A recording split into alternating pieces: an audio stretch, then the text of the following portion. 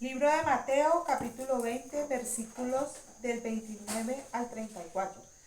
Al salir ellos de Jericó, les seguía una gran multitud, y dos ciegos que estaban sentados junto al camino, cuando oyeron que Jesús clamaron diciendo: Señor, Hijo de David, ten misericordia de nosotros. Y la gente le reprendió para que se callase. Pero ellos clamaban más diciendo: Señor, Hijo de David, ten misericordia de nosotros. Y deteniéndose Jesús los llamó y les dijo: ¿Qué queréis que os haga? Ellos le dijeron: Señor, que sean abiertos nuestros ojos. Entonces Jesús, compadecido, les tocó los ojos, y enseguida recibieron la vista y les siguieron. Padre Santo, en el nombre de Jesús, hoy proclamamos que eres Rey, que eres perfecto, que todas las cosas que tú haces son buenas en gran manera.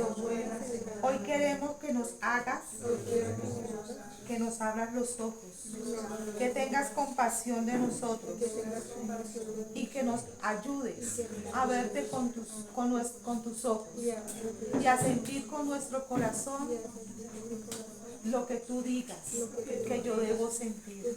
Hoy te pido perdón, te pido que limpies mi vida de todo aquello que todavía no da gloria a tu nombre, que no he entendido y que no he podido conocer. Abre mis ojos, alumbra mi entendimiento, enséñame tu voluntad y guíame siempre por el camino eterno. Ayúdame a que mi pie no resbale, a que no me desvíe ni a derecha ni a izquierda. Enséñame, oh Dios, tu voluntad. Te necesito. Por eso te pido hoy que hables a mi espíritu y que yo pueda vivir agradándote en todo. Despierta a mí el deseo de tener temor de Dios y dame el poder para vivir en ese temor, porque tú y nadie más produce en mí cada día el que yo haga tu voluntad. Convénceme, Espíritu Santo. Nunca te rindas conmigo. Te alabo, Padre, porque siempre me escuchas. En el nombre de Jesús. Amén. Hoy clamamos, Señor, diciéndote: Señor, Hijo de Dios, Señor Jesucristo, abre nuestros ojos y enséñanos a verte con tus ojos y a sentir con tu corazón, Señor, para que escuchemos tu voz siempre y te sigamos. En el nombre de Jesús, amén. Amén. Pues invito a que vayamos al Salmos 145. Ya les digo qué versículo. Para que no llega, tampoco se atreve. 145. Salmos 145 y vamos a leer a versículos 18, 19 y 20. Salmos 145, 18, 19 y 20.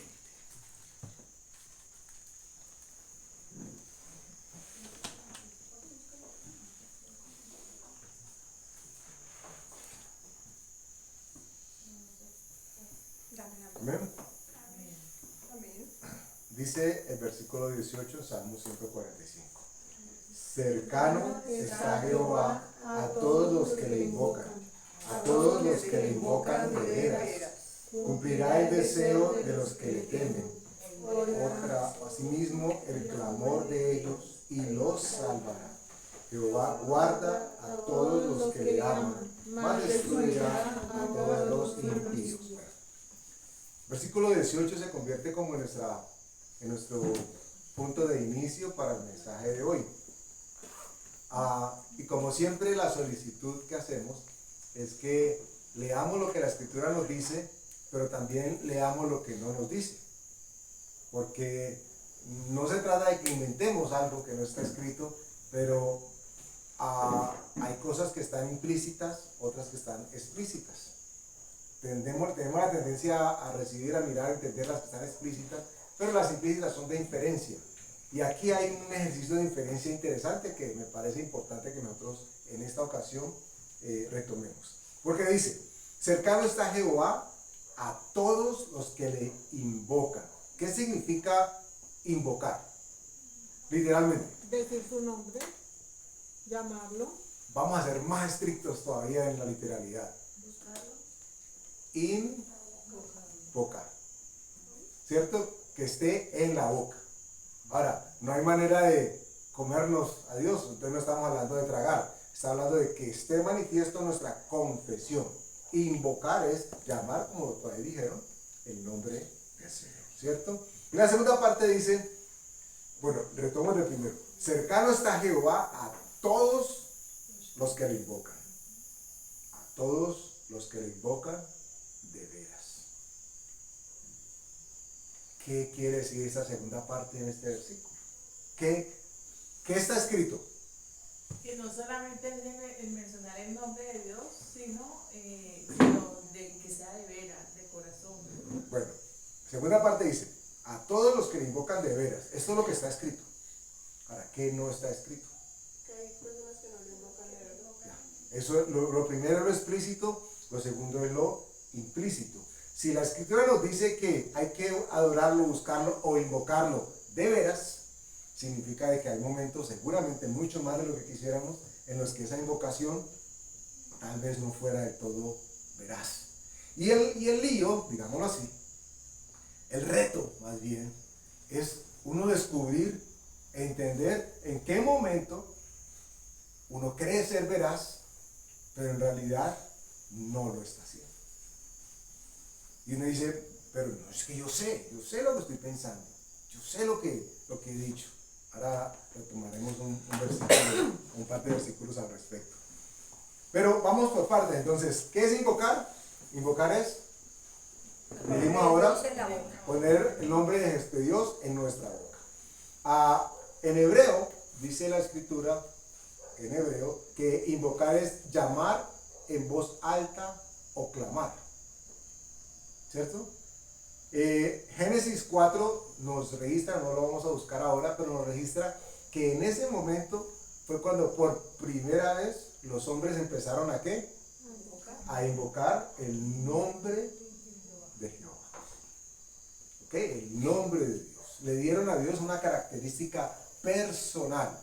Porque por momentos cuando se define a Dios como Dios, a algunas personas más que a otras les cuesta trabajo tener una relación íntima con un ser al que no pueden determinar ni en forma, ni en espacio, ni en lugar. O sea, para muchos Dios es un ser totalmente etéreo. ¿Cierto? De que uno le dicen, ahí está, ¿en dónde? No, ahí, en todas partes. Lo que nos dicen. ¿Cierto? Dios está en todas partes. Y es verdad. Él nos habla a través de los animalitos, la naturaleza, otros hermanos, en fin. Sin embargo, cuando le damos un nombre a ese Dios, ya tiene características de persona, o por lo menos de ser al que podemos dirigirnos, ser escuchados, pero también escuchar. ¿Ok? Entonces mire lo importante, hubo una época en la que los seres humanos buscaban y adoraban a un Dios que sabía que existía, pero no tenía la menor idea de cómo referirse o cómo dirigirse a él.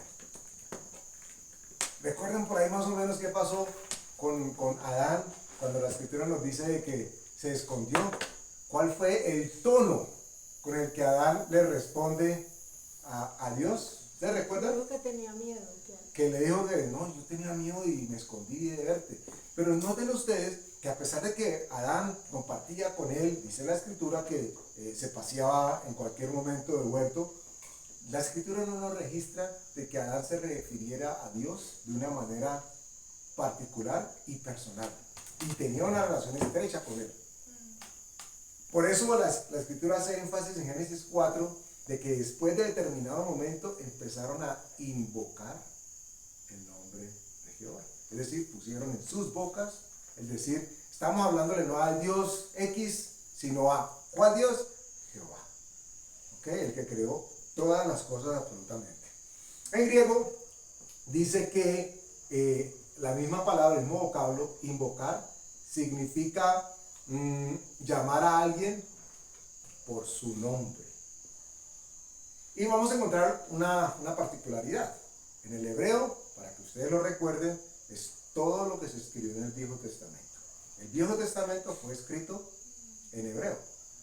El Nuevo Testamento fue escrito en griego, con algunos apartes de arameo, que era la lengua que se utilizaba en ese momento. Entonces, cuando hablamos de invocar en el Antiguo Testamento, estamos hablando de poner su nombre en nuestra boca. Y cuando hablamos en el Nuevo Testamento, dice que es invocar, que es llamarlo por su nombre. Ambas cosas muy parecidas. Sin embargo, recuerden que la Escritura en el Nuevo Testamento nos dice que ahora hay un nombre que es sobre todo nombre, que es dado a los hijos de los hombres para que todo aquel que lo diga, que lo confiese, sea salvo.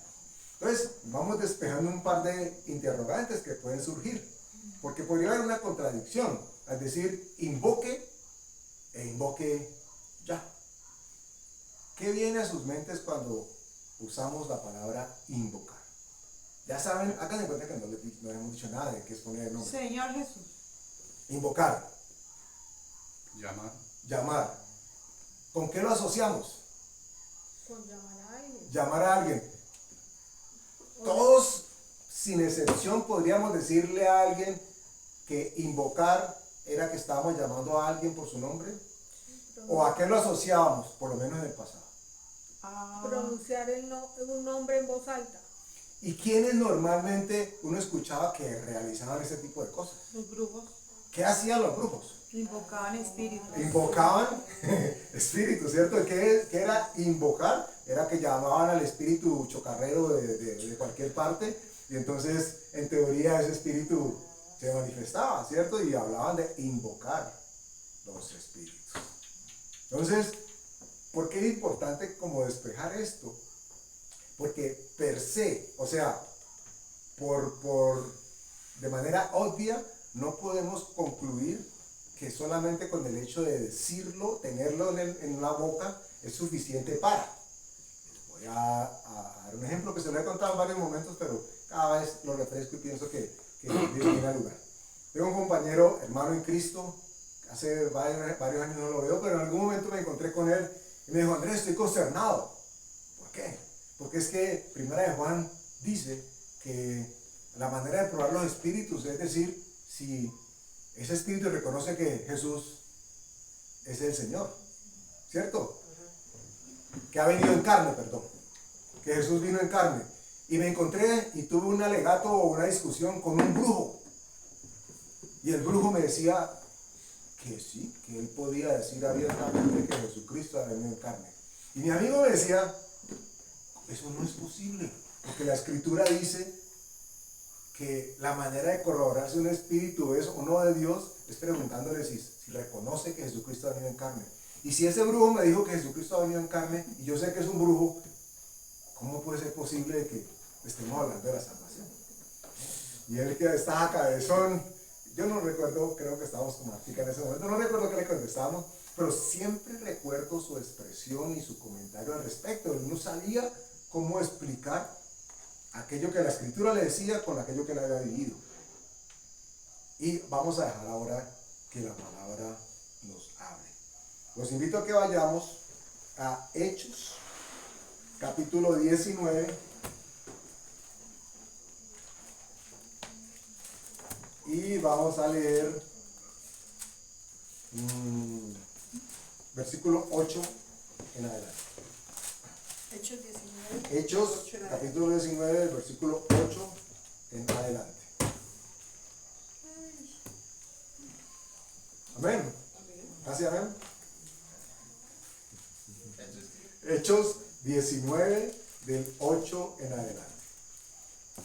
Importante que ustedes y yo hagamos asociaciones.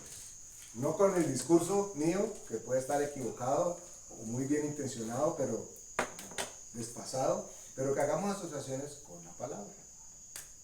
Porque recuerden que hablamos de invocar, ¿ok? Y necesitamos de alguna manera encontrarle una salida al ejemplo que les doy de la circunstancia que vivió mi hermano, mi compañero, mi amigo en Cristo. ¿Cómo responderemos nosotros a alguien que abiertamente sabemos que es diabólico, que es satánico, y nos diga, no, pues yo sí creo que Jesucristo vino en carne? Ay, pero ¿qué hacemos? La Escritura dice que esa es la manera de que probar los espíritus. ¿Cómo haríamos? Pero su corazón está lejos. Pero ¿y no cómo sabe? ¿Cómo sabe si solamente vemos? Si nos muestran una cara bien acaramelada, bien tipo manzana barnizada con caramelo. Ay, sí, se ve tan cándido, tan cándido. Hay un pasaje que seguramente ustedes van a recordarlo en este momento que empecemos a leerlo, pero que habla perfectamente de poder identificar aquello que verdaderamente sale de nuestro corazón y no aquello que es prestado.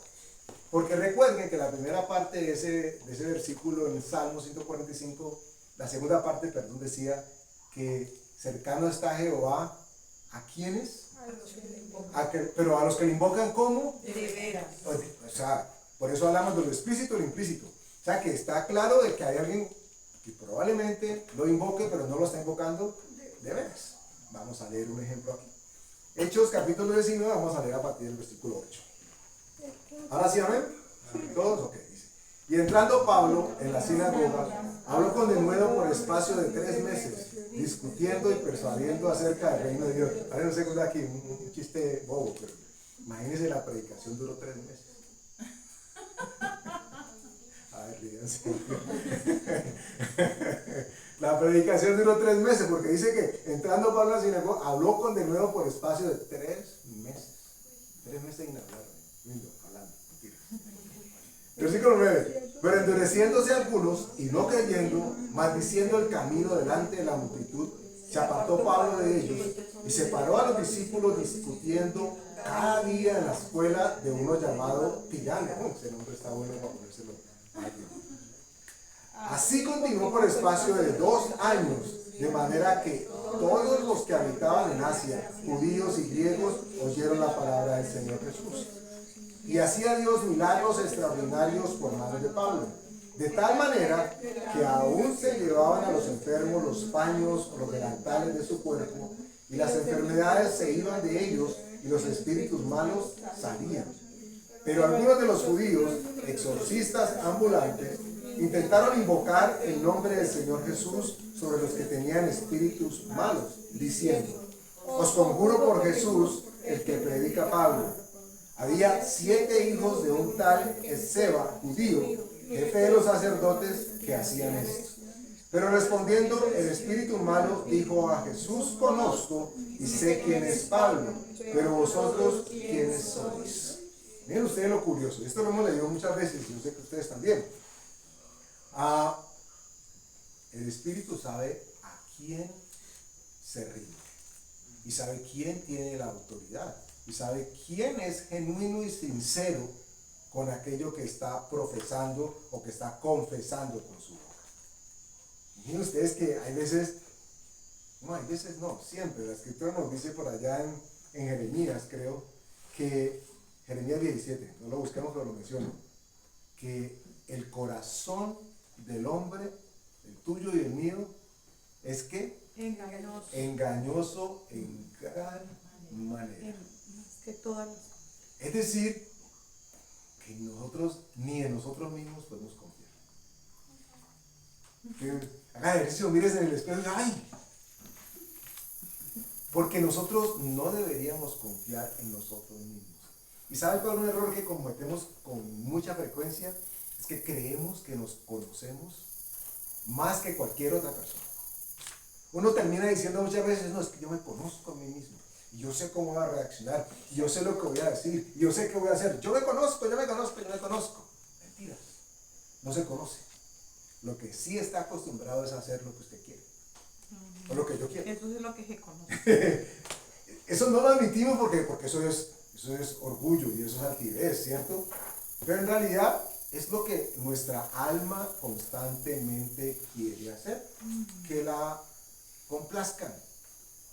Uno anda buscando que hagan las cosas como uno las quiere, como a uno les parecen, y como uno dice: es que así deben ser las cosas. Entonces, si la Biblia dice que yo no debo confiar en mí mismo, yo tendría que tener mucho cuidado con cuál es el origen de mi solicitud.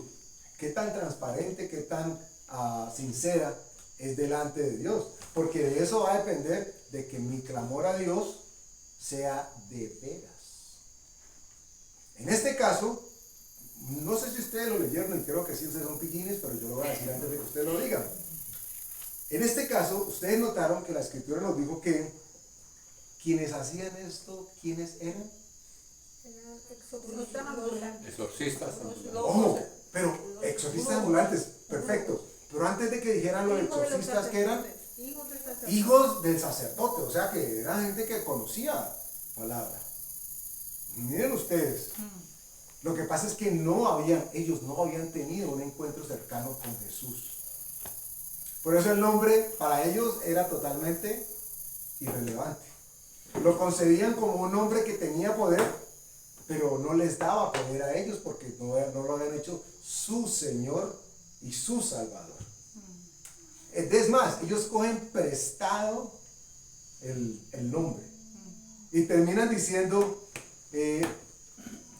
os conjuramos para que dejen a esta mujer y la sacan, bueno, puede ser un hombre, digamos como un hombre, a este hombre y fuera en el nombre de Jesús, el que predica y el que predica Pablo. Ahora nos reímos, pero ellos dice que este era su trabajo, de esto vivían, de echar fuera demonios. ¿Y los echaban? Ahí entra una pregunta que podríamos hacer. Y todavía hay gente así. Yo he visto en estos días que he conocido sacerdotes, yo no sé si es que sean sacerdotes, porque sí me han dicho que son de la iglesia católica, pero no sé cómo, y viven de eso, de estar en... No, claro, me quedé calladita, hay ¿no? Y me ministerio acordé de ese capítulo. y ellos le llaman así como le llamaba la Biblia, exorcistas. Hay ministerio de los católicos para eso. Ahora, una pregunta de esas bien capciosas, con cascarita de banano y en calle de aceite, que lanzamos es, en realidad, dice la Escritura que puede Satanás echarse fuera a sí mismo. ¿Cierto? Entonces, ¿qué puede uno concluir con esas manifestaciones de, en efecto, aparente exorcismo? Pues que hay un montaje, no del que lo está haciendo porque él cree que está siendo usado, pero de quienes están reaccionando. Dice que Satanás no puede echarse afuera a sí mismo. Entonces, ¿qué hacen los demonios? Pues juegan con quienes están viendo las manifestaciones. Entonces, se va uno, se va el de pornografía y vienen 15 más y toman posesión de esta persona. Entonces, cuando el nombre es prestado, así el nombre tenga autoridad, la persona nunca va a tener la autoridad. Por eso le hemos venido hablando últimamente. La salvación, el conocimiento, la revelación, la unción de parte de Dios es individual. Puede que nos llegue y nos arrope a todos, manifestación profunda y gloriosa de Dios aquí en toda la congregación. Pero cada quien tiene que ejercitarla, guardarla, promoverla, sembrarla, lo que ustedes quieran, pero cada quien. ¿Qué tal que uno llegara a una parte a orar?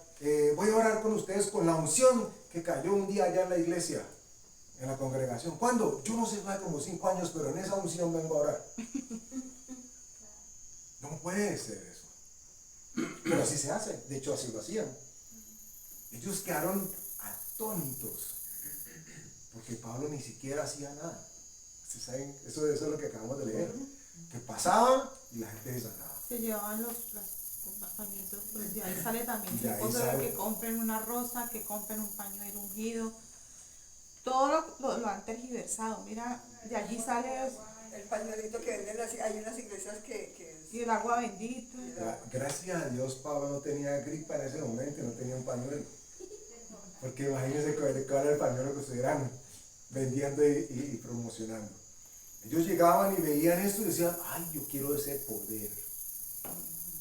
Y hay veces, solo hay veces, sucede en las congregaciones que la gente lo que quiere es el poder. Porque eso obnubila, eso descresta. sube de estatus. Eso da como ínfula, ¿cierto? Uy, no es que yo ahora oro y se cae la gente, o oro y se van los demonios, o oro y lo que sea que pasa. Y pareciera que eso es agradable. Eso está escrito de que el Señor Jesús dijo que echaremos fuera demonios, impondremos manos, pero es para la gloria de Dios, no para enaltecer al hombre, porque lo peligroso es que el hombre se crea el cuento que tiene ese don y entonces pues lo que hace es enorgullecerse y resulta que el don está dado para aprovechamiento de todo el cuerpo de la iglesia. Permítame por un segundo hacer un parafraseo un tanto indelicado. La escritura la dejamos tal cual, pero tal vez recreando lo que pudo haber pasado en ese momento espiritual ahí. Pero estoy leyendo el versículo 13 de nuevo. Dice, pero algunos de los judíos, exorcistas ambulantes, intentaron invocar el nombre del Señor Jesús sobre los que tenían espíritus malos, diciendo, os conjuro por Jesús, el que predica Pablo. Y aquí me surge una pregunta, y ahí viene el comentario, para que ustedes se destornillen de la risa. Viene el comentario, y es, ¿por qué la escritura aclara y enfatiza de que ellos tenían que corroborar que el Jesús que estaban predicando era el que predicaba Pablo? No me hagas idea. No, es que todavía no es momento de reírse. Yo les digo cuando se rían. Todavía no. Es una pregunta. ¿Por qué los espiritistas, estos, los exorcistas, tenían que decir Jesús el que predica? Porque Pablo era el que estaba mostrando ese poder, entonces para convencer a los demás que era con eso mismo que les... Bueno, entonces ahora sí viene para que Porque se estén él hacía riendo de la risa. milagros en el nombre de Jesús. Sí, pero ahora sí se van a reír. Imagínense ustedes a los espíritus escuchándolo y le decían, ¿cuál Jesús? El dueño de la esquina, el señor del granero, El lechero. el lechero, ¿cuál Jesús? Y ellos, no, ese no, el que predica Pablo. Ellos querían hacer énfasis de que el Jesús no lo conocían. Porque lo que tenía que pasar en ese momento, ya no se pueden reír, ya pasó el momento de la risa. Lo que tenía que pasar en ese momento era que ellos tenían que haber hablado en nombre propio. Es decir, que para poder invocar el nombre de Jesús, yo tengo que creer en el Jesús que estoy invocando. Y ellos estaban cogiendo un nombre prestado. El que predica Pablo. Ni siquiera lo invocaban a Dios. No está. Ojo, aunque la escritura dice que estaban invocándolo, poniéndolo en sus bocas. Eso es lo que definimos que dice el vocablo invocar. Pero eso no garantizaba que fuesen veraces, que hubiese verdad, que fuesen genuinos en su invocación. Esto cobra gran relevancia al momento de regresar a meditar en el Salmo 145, cuando la escritura nos dice que cercano está Jehová a todos los que le invocan, pero los que le invocan de veras. Es decir, que debe existir una relación personal, íntima con Dios, saber quién es Dios para mí en mi vida y el poder que su nombre me ha dado y que tiene, para que yo me sienta con la tranquilidad y la seguridad de poder acudir a Él y recurrir a usar su nombre para que su poder se manifieste a través mío. Por eso cuesta trabajo en algún momento, aunque quisiéramos hacerlo, que con la fe o el poquito de fe o mucho de fe que tengamos, nosotros quisiéramos orar para que otros reciban aquello que nosotros sabemos que les hace falta. ¿Cierto? Y muchas personas de pronto los han buscado para decir, ay, veremos con fulano, ¿verdad? Porque creen o lo identifican a usted como alguien que tiene fe. Pero esa persona se va con una fe prestada. Y como les comentaba, la incidencia congregacional que hacíamos el sábado pasado, resulta siendo peligrosísimo que una persona así reciba, abro comillas, una liberación, porque sin conocimiento, sin intimidad, sin saber quién es Dios y qué ha hecho Dios en su vida, lo que está haciendo es limpiando la casa O más bien, otro está limpiando la casa por él o por ella y la está dejando lujís y lujaz, reluciente, con las puertas abiertas para que otros lleguen con más ímpetus y se apoderen de la casa. Tan importante es que nosotros sepamos quién es Dios en nuestra vida. No que lo hayamos oído, no que es que el predicador, la predicadora de turno, lo que lo leí. No, tiene que haberse revelado en nuestras vidas quién es Jesús en nuestras vidas. Por eso el nuevo nacimiento nos hace nuevas criaturas. Sobre esto nunca nos debemos dejar de predicar. Porque si algo necesita la iglesia es tener identidad de lo que ahora somos. Ellos no sabían, hablo de los exorcistas, no tenían la menor idea de quiénes eran. Todo era prestado. Ay, no, es que yo soy hijo de sacerdote. Imagínense enfrentándole a los demonios. Yo soy hijo de sacerdote. Tú no sabes quién soy yo. Tú no sabes quién soy yo. ¿Ok? En el nombre de Jesús. ¿Cuál Jesús? El que predica Pablo. ¿Cuál Pablo? Ahí puede ser la respuesta de Dios. Era un Dios prestado.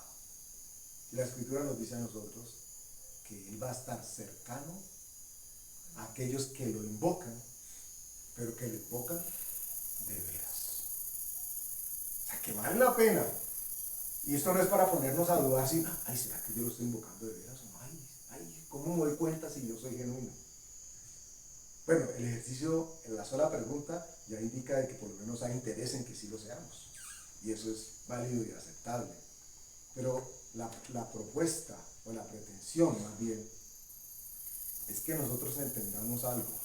Y es que existe una gran posibilidad de que muchas veces nuestros deseos de oración o de clamor inclusive para que se manifiesten las obras de Dios en nuestras vidas no son tan genuinos o tan veraces como nosotros creemos. ¿Me explico? Puede haber una necesidad en la casa, en la familia, y entonces dicen, ay, oremos por esto, clamemos por esto, y usted está clamando y clamando y clamando, y usted está haciéndolo de manera genuina y sincera, con respecto a su entendimiento y con respecto a su comprensión. ¿Cierto? Porque la lógica, hablemos con lógica, si hay una persona que no tiene que comer, pues ¿cuál es la lógica? Si le dicen a usted que ore para la persona que no tiene que comer, ¿usted por qué oraría? Porque Dios le provee. A que Dios le dé comer. Esa es la lógica, esa es nuestra razón. Y humanamente hablando es así. Y lo hemos venido hablando en las últimas prédicas. Permitamos que Dios manifieste su gloria en las circunstancias que la persona está viviendo. Hay veces nuestra oración que busca ser veraz, pero que casi siempre está regida o está impulsada por nuestro sentimiento, por nuestra lectura de lo que vemos en las circunstancias. Entonces yo vi que hace falta comida, uy Señor, llénale la panza, llénale la nevera. ¿Y qué tal que lo que Dios estaba esperando no era que su nevera fuera llena o que estuviese con el estómago lleno? Y Dios sacia de hambre, claro. Pero lo que Dios necesitaba era tratar personalmente con esa persona de una manera en que solamente ayunando podía hacerlo. Porque el ayuno, dice la Escritura, bueno, nos da a entender en contexto, es una negación de la carne. Difícilmente la persona toma la decisión de ayunar por su propia cuenta, a no ser que haya estado siendo ejercitada en este dominio de asuntos. Pero normalmente la carne no va a decir, ya no me des más comida, ya no más. Me encanta la hamburguesa y hace 15 días que no como, pero ya no quiero más. Eso difícilmente va a pasar, porque la carne siempre quiere que le den satisfacción. Entonces cuando nosotros decimos, no, yo sé por lo que tengo que orar, en realidad lo sabemos. Si la Escritura ya nos ha dicho que nuestro corazón es engañoso, y en nuestro corazón hay que nosotros hemos consultado por lo que tenemos que orar. Y decimos, no, es que yo sé. No lo sabemos. Y como no lo sabemos, lo que tenemos que asegurarnos es de que estamos buscando la voluntad de Dios. Ojo con lo que les digo, al respecto de cualquier cosa. Para que no oremos por lo obvio. Dios se encarga de lo obvio. Oremos para que la voluntad de Dios tome lugar en la circunstancia de la persona o de lo que esté sucediendo. Esa debe ser nuestra oración. Dímele. Bueno, yo pienso que en la oración sí lo que dice, pues que uno no puede como confiarse del corazón, ¿no? Porque es engañoso. Pero uno debe saber que primero hay que poner a Dios delante, ¿no? Delante de toda la situación. Y en la oración, claro, uno puede pedir por lo que uno necesita o lo que las personas necesitan, pero siempre hay que pedir es por la voluntad de Dios, por la voluntad de lo que Él quiere para las personas o para uno. Y yo creo que esa es como quizá la mejor forma de uno sentir de que lo está haciendo de corazón, no imponiendo ni diciendo quiero o que ocurra esto y lo otro, sino como que, o sea, sabemos qué es lo que se necesita, pero que aún así se haga su voluntad. Ok, gracias por la intervención, porque eso me lleva a hacer una claridad que si bien debería estar implícita, debemos hacerla explícita. Con esto para nada estamos dando a entender ni sugiriendo de que sea malo orar o interceder por una persona o por una circunstancia, para que no vaya a llegar a esta mala interpretación. ¿Ok? No es eso lo que pretendemos decir, y es necesario aclararlo. ¿Por qué? Porque si la persona está haciéndolo, lo está haciendo de corazón. Lo que la Escritura busca es que nosotros tengamos una conexión con el corazón de Dios, que es el que todo lo sabe, el que todo lo ve y el que todo lo puede. Entonces, ¿podemos orar por alguien para que sus necesidades sean suplidas? Por supuesto que sí. Lo que planteaba Alejo ahora es, asegúrese de que el primer paso que usted dé a la oración de intercesión sea asegurarse de que pide la voluntad de Dios para las circunstancias X o Y de esta persona. Y vamos a verlo, los invito a que vamos al libro de Santiago, antes de llegar a Apocalipsis. Santiago capítulo 4, y vamos a leer el versículo 1 al 3.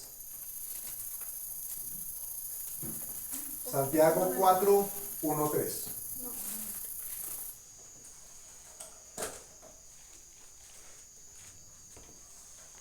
Amén. Santiago capítulo 4, versículos 1 al 3 dice así: ¿De dónde vienen las guerras y los pleitos entre vosotros? ¿No es de vuestras pasiones, las cuales combaten en vuestros miembros? Paren allí. ¿Ustedes alguna vez se han preguntado, o en el colegio, en la universidad, se han planteado la pregunta acerca de las guerras? ¿Por qué hay guerras? ¿Por qué han habido guerras? Egoísmo. ¿Qué dijiste? Egoísmo. ¿Y cómo definimos egoísmo? O sea, ¿quién fue egoísta? ¿El del banco izquierda o el del banco de la derecha? Los dos. ¿Por qué los dos? Porque cada quien estaba buscando ¿qué? Los Lo suyo propio. Poder. ¿Ok? Entonces, por un ejemplo muy real. No, es que Rusia es malo. Y esos rusos, dice Putin. O no, es que es el de Ucrania, ¿cierto? ¿Cómo no me acuerdo cómo se llama? Benco. Ese. Entonces, Zelensky. no es que uno es bueno y el otro es malo. Ambos tienen intereses por los que están peleando y los que quieren obtener, ¿cierto? Pero la Escritura nos dice de que cada quien está siguiendo lo suyo propio. Es decir, que no hay parcialidad, no hay neutralidad. Versículo 2. Codiciáis y no tenéis, matáis y ardéis de envidia, y no podéis alcanzar, combatís y lucháis, pero no tenéis lo que deseáis, porque no pedís. Uno dice, pero ¿cómo así que no pido? Entonces pidamos. Miren lo que dice el 4. Perdón, el 3. Pedís y no recibís, porque pedís mal, para gastar en vuestros deleites. Espérate un momento. O sea que, pero es que está mal pedir. Ya aclaramos que no. La Escritura de hecho nos dice que tenemos que pedir. Lo que nos está sugiriendo, lo que nos está diciendo abiertamente, es que tenemos que saber qué pedir. Y pedir con sabiduría. Porque dice, y lo define de una manera que no es agradable, pero es la realidad. Pedimos para nuestros deleites. Y les voy a dar un ejemplo de lo que es un deleite, para que vean que no es algo necesariamente malo y oscuro. pero sigue siendo deleite. Cuando el hermano, el compañero, el amigo está pasando por una situación complicada, y entonces en este caso, por ejemplo, es que encuentre el lugar donde dormir. ¿Eso suena a deleite? Pero lo es. ¿Y saben por qué lo es? Porque es su alma, la mía y la suya, la que se va a sentir muy bien cuando a él le den el lugar para que duerma o el plato de comida para que coma. Usted va a decir, uy, sí, gracias Señor. Su alma se va a deleitar, se va a agradar. Ahora, ¿hay algo malo en eso? Claro, no estamos diciendo que esté malo orar. Lo que la Escritura nos está pidiendo que hagamos es que asegurémonos que lo que estamos pidiendo no es para que nuestro cuerpo, nuestra alma se deleite, porque está acostumbrada a buscar lo que la hace sentir bien. Entonces imagínense si usted oró para que al hermano o al primo le dieran la casa y le dieran la comida, y le llegó la noticia de que lo sacaron de donde estaba y no tiene que comer. Y dice, ¿eso le deleita? ¿Eso agrada a su alma? Al contrario. Pero ¿sabe qué pide la Escritura que hagamos? Lo que Jesús dijo en su momento. Esto no es por esto o por aquello. Esto es para que se manifieste la gloria de Dios. Y eso es lo que nosotros tenemos que buscar. Lo vamos a leer y la Escritura lo define de una manera preciosa un poquito más adelante. Versículo 3, repito, pedís y no recibís, porque pedís mal para gastar en vuestros deleites. Ahora, hacen un poquitico más adelante, primera de Juan 5, versículos 13 al 16.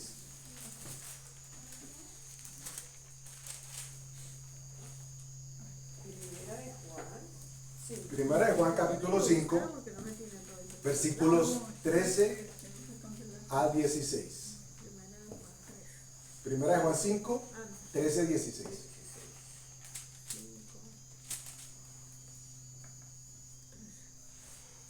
Amén.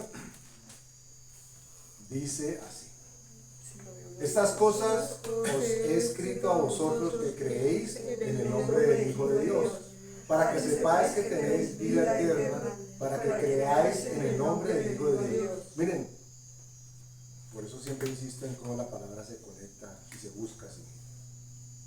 ¿A quién está siendo dirigida esta carta? A los que creemos en el nombre del Hijo de Dios. Nosotros. ¿Ok?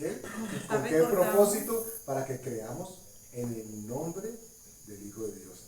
Si nosotros creemos en el nombre, vamos a poder invocarlo.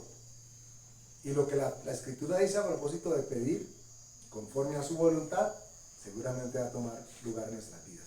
Versículo 14 dice: y esta es la confianza que tenemos en Él, que si pedimos alguna cosa conforme a su voluntad, Él nos oye.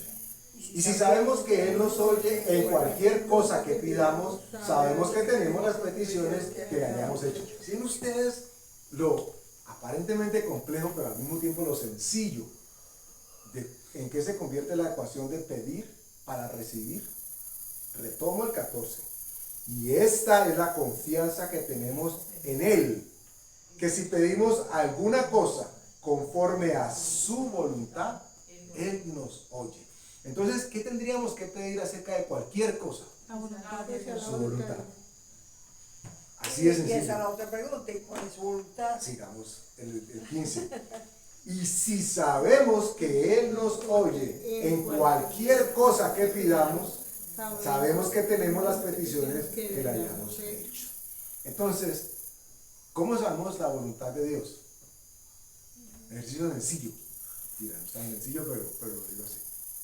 Porque lo que Él piensa y lo que Él quiere quedó escrito y manifiesto en este libro precioso para que nosotros sepamos qué piensa Dios acerca de. Entonces usted se va a encontrar con que ahora, entonces ahora sí puedo y debo pedir por el hambriento, ahora sí debo pedir por el que no tiene casa, ahora sí debo pedir por el enfermo, ahora sí debo pedir por lo que sea. Porque es que la voluntad de Dios me dice en su palabra que esto es lo que debo hacer. Pero yo me aseguro que sea su palabra la que respalde la intención de mi oración y no que sea mi deseo para que se cumpla mi deleite. Solamente cuando eso sucede, yo voy a empezar a encontrar la voluntad de Dios revelada en todo lo que pida. Porque miren ustedes qué curioso. El 14 dice, la segunda parte, el 15. Si sabemos que Él nos oye en cualquier cosa que pidamos. Y esto pareciera que necesitara ser explicado. Porque uno dice, cualquier cosa. Sí, cualquier cosa que esté dentro de su La voluntad. voluntad de Dios. Entonces el secreto no es pedir, porque ya sabemos que nuestro corazón es engañoso y que puede estar desfloripado. Pero si buscamos su voluntad al respecto de lo que estamos orando, entonces hay garantía de que Dios nos escucha. Y entonces retomamos lo que dice Salmo 145, que cercano está Jehová a todos los que le invocan de veras. Hay una cosa que pasa en la mente de uno como cristiano, y es que al Señor Jesús le dijeron que los apóstoles le enseñanos a orar, ¿cierto? Y uno puede encontrar libros, cosas que ABC, cómo orar, digamos, para que sea más efectivo supuestamente. Y si hay algo que Dios recibe, es un corazón contrito y humillado. Y es que de verdad yo esté, en ese caso, por mi situación o por la situación de otra persona. Si esa otra persona necesita comida, pues yo voy a orar porque Dios le provea. Esa es como la situación, como la respuesta más inmediata. Pero si vamos más allá, le podemos pedir a Dios, decir a Dios, yo no sé por qué esa persona está necesitando para comer, porque llegó a esa circunstancia, tú la sabes, tú la conoces, Señor. Yo te pido que se haga tu voluntad para ese propósito por el cual esa persona está pasando esa necesidad, ¿cierto? Cuando yo entrego esa oración, yo descanso, porque es que yo voy a esperar entonces más rato. ¿Ya Dios le dio comida? ¿Ya alguien se apiadó de esa persona y le dio comida? ¿Sí me hago entender? No, yo puedo descansar en que aún en eso, porque uno puede decir, bueno, Él dice que por qué me preocupo por qué de comer y qué de vestir. Y si esta persona está preocupada porque no tiene para comer, ¿qué hay allí, Señor? ¿Cuál es el propósito que tienes para que esa persona esté pasando por las circunstancias? Entonces, por eso ahorita lo de Santiago es, sí, para mi placer, me va a traer tranquilidad de que coma. Y esa persona va a recibir placer, porque la comida no solamente es nutrir, sino un placer. Pero eso tiene un propósito divino por el cual esa persona está pasando. Entonces ahí es cuando yo oro por la voluntad de Dios, que le tocó usar esa circunstancia para que esa persona aprenda ¿qué? Yo qué sé. Ustedes, No para que aprenda a comer, no para que aprenda a valorar la comida. Yo creo que esa no es la situación. Hay una circunstancia muy profunda detrás de todo eso. Es a la cual yo debo estar orando, Señor, gracias, porque en medio de esa circunstancia tú vas a orar y vas a cumplir tu voluntad. ustedes recuerdan, a propósito de lo que dice Martica, el evento cuando Jesús está hablando con sus discípulos y les está contando que dentro de poco Él va a ser crucificado. ¿Qué respuesta le dio su más cercano, el más impulsivo? Que no te acontezca. Tal cosa no te acontezca, tal cosa. ¿Y qué le respondió el Señor? Apártate de mí, Satanás. Y entonces uno dice, imagínense entonces Pedro que hubiera convocado ayuno de oración para que el Señor no fuera sacrificado. Y el mismo Señor no quería en su carne. La Escritura dice que él mismo estaba llegando a ese momento, Señor, no se haga mi voluntad, sino la tuya. ¿Y qué tal Pedro? O ayuno de oración para que no se lo lleven preso. Porque lo que tenía que suceder era que Jesús viviera eso, para que su nombre fuese exaltado y para que la voluntad de Dios fuese cumplida en nuestras vidas. Pedro le dijo textualmente, Señor, ten compasión de ti. Entonces viene esta misma persona y dice, no tengo para comer. Yo le voy a decir, ay, pobrecito tú, sí, ten compasión de ti. Por Dios, ¿cuál es el propósito de Dios en esa situación, circunstancia que estás pasando? ¿Cierto? Entonces yo que no sé, que no tengo ni la menor idea, pero que mi oración debe ser muy asertiva es, Señor, es una circunstancia no muy agradable, pero tú cumples tu propósito, por Dios, para que esa persona haya llegado a esa circunstancia, porque Él ha prometido, primero que nunca lo dejará y lo desamparará, y le ha prometido, porque se preocupa por eso. ¿Por qué se preocupa por qué ha de comer y qué ha de vestir? Entonces, si esas circunstancias está viviendo esa persona, es seguro, es segurísimo que no es para tener compasión, es para orar para que Dios cumpla su voluntad en esas circunstancias. Amén. Y algo importante que refrenda lo que venimos hablando y aclara también. Esto no impide ni estorba de que nosotros tengamos misericordia y amor por aquellos que necesitan. Esto no implica que usted pueda ayudar a alguien y diga, no, un momentico, yo voy a ayunar y voy a ayunar y a orar a ver si esto es lo que Dios quiere. Haga lo que Dios sabe que usted debe hacer, ayudar a su prójimo mientras pueda. Y cuando llegue el momento de orar, aplique aquello que acaba de explicarnos Martica. Señor, está hambriento, un plato de comida lo va a llenar, pero no lo va a llenar a ti. Necesitamos, queremos, clamamos para que tu voluntad opere en su vida. Es eso lo que tiene que tomar lugar. Entonces, a la circunstancia que ustedes se imaginen de un familiar, de un cercano, de quien sea, tómese un momento antes de orar y pedirle a Dios que todo se quite y que todo ventarrón se acabe y se apague y que todo sea. Antes de ese momento, después seguramente lo va a hacer, pero antes de ese momento diga, Señor, que tu gloria se manifieste en esta circunstancia y en esta persona. Y conforme a tu voluntad, Señor, yo te pido entonces que restaures el matrimonio, yo te pido que suplas para sus necesidades, que des el trabajo, que abras las puertas, pero primero habiéndole entregado, o más bien, abierto la posibilidad de que Dios espontáneamente nosotros podamos decirle, Señor, esto es tu terreno, este es tu hijo, esta es tu hija, haz lo que quieres hacer para que tu voluntad se manifieste. Y no nos quepa la menor duda, con esto vamos acabando, la voluntad de Dios, la Escritura nos dice que es buena, agradable y perfecta. Ahí viene a lugar una película que nunca se me ha olvidado, impactó mi vida, toda la vida impactado mi vida, El toque de un ángel, lo daban hace mucho tiempo. Y el ángel se aparecía y se le apareció a tres amigos, eran tres amigos.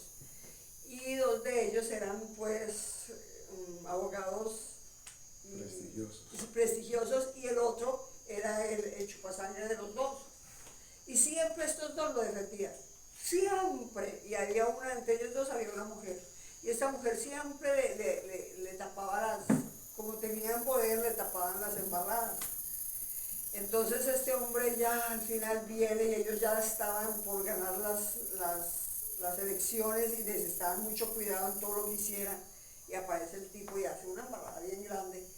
Y esta mujer le empieza a tapar sus cosas. Y se le aparece el ángel y le dice, Dios te manda a decir que no le estorbes más, que lo dejes trabajar. Que muchas veces ha querido, y este se lo lleva para la cárcel. Y ella con su poder iba a evitar que se fuera para la cárcel. Entonces ahí fue donde le apareció el ángel y dijo, por favor, Dios te manda a decir que lo dejes trabajar. Él necesita ir a la cárcel, porque si no va a la cárcel nunca va a aprender. Miren, y cerramos con esto. Para que haya veracidad en nuestra invocación, ya sabemos que no tiene nada que ver con brujería, porque estamos hablándole al Dios único y verdadero, para que sea veraz, para que sea genuino. tiene que haber intimidad. Yo tengo que creer que Dios es poderoso para suplir, para sanar, para dar, para guardar, para liberar. Yo tengo que creer eso. Si yo no soy capaz de creer eso, ¿cómo se lo va a entregar a Dios al que estoy diciendo que le estoy orando? Entrarían en una contradicción, pero eso sucede mucho más de lo que nosotros creemos o en algunos casos admitimos. Porque le soltamos a Dios la petición, pero con la duda de cómo se van a dar las cosas, de cómo va a ser. Si yo fuera, yo creo que Dios va a hacer de esta o aquella manera. Y si no se hace de esta o aquella manera, dice, Él no ha obrado, no ha actuado. Nada que ver con lo que la Escritura nos dice. Que haya veracidad en nuestra invocación. Y la manera de ser veraces es, Señor, que se cumpla tu perfecta y absoluta voluntad en esto que está tomando lugar. Y cuando eso suceda, es soltar, es entregar el Hijo, es entregar la promesa, como la que recibió Abraham en Isaac. Su promesa, la que ha recibido de Dios, él termina diciendo, Señor, tú eres poderoso para levantarlo de los muertos si es necesario. Aquí está. Y Dios no iba a desmembrarlo para después manifestar su gloria uniéndolo por pedacitos. No había necesidad, porque lo que estaba siendo probado en ese momento era el corazón de Abraham. En quién estaba confiando y en quién había creído. Entonces cuando nosotros nos atrevemos a decir, Señor, haz que se haga tu preciosa voluntad, estamos verdaderamente diciendo, yo confío en Dios. Que lo que vas a hacer, aunque yo no lo entienda, aunque no vea, tú vas a obrar y siempre vas a obrar para bien. Porque es que queremos, ¿cuál es la voluntad? Que me la diga con coma, con punto, y entonces así yo voy a creer. No, yo tengo que creer que lo que Dios decida es perfecto, por eso es agradable. Que lo que Dios decía es lo que esa persona por la cual estoy orando está necesitando. Entonces, uno siempre quiere como, y que así, y que por allí, y que por acá. Bueno, eso, Dios, no tenemos un Dios que se puede dirigir, es un Dios soberano que hace como Él quiere y donde quiere, cuando quiere. La Escritura dice, ahora se cierra definitivamente, dice que para aquellos que amamos a Dios, los que aman a Dios, todas las cosas, no algunas, todas las cosas operan para bien.